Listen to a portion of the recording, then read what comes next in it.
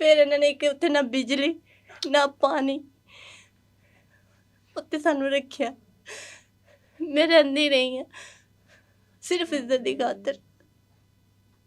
मेरे बंदे नाल राबता नहीं मैनू करन दिंदे सी, मेरे भैन भरावां नाल मैनू राबता नहीं वो करन दिंदे। समझते होंगे कि चली गई है किसी के साथ, हाँ जी, जाहिर है वो तो यही समझते होंगे। उन्होंने गलत समझा, हर दिन उन्होंने गलत समझा भैन भराइयां कि साडी भैन ही गलत आ।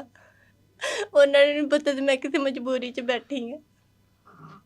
और नशे पर अलग लगाया हुआ था। नशा दिंदे सी, रोज़ नशा, रोज़ नशा, नशे दे के मेरा हाल देखो की कीता पिया उन्होंने।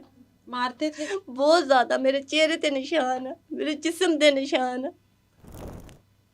आप 1 साल तक उसके साथ रही हो, मियाँ बीवी की तरह रही हो, चाहे वो आपकी अपनी मर्जी तो शामिल नहीं थी, आपको जिस तरीके से भी उसने इस्तेमाल किया, आपकी मजबूरियों का फ़ायदा उठाया, आप हामला भी हुई हो। हाँ जी, 2 दफ़ा हमला हुई हूँ मैं।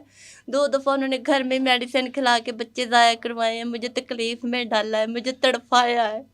मुझे बस मौत नहीं आती थी, मैं हर तकलीफ़ से गुज़री हूँ, बस अल्लाह ने मुझे मौत नहीं दी। मुझे मौत नहीं आई उस दौरान, मैं बहुत तकलीफ़ से गुज़री हूँ। है कोई इंसाफ के लिए, कोई गरीबा दा भी बन जाए, कोई गरीबा से भी खड़ा हो जाए, इन्हां दियां धीआं ना रुलन दो।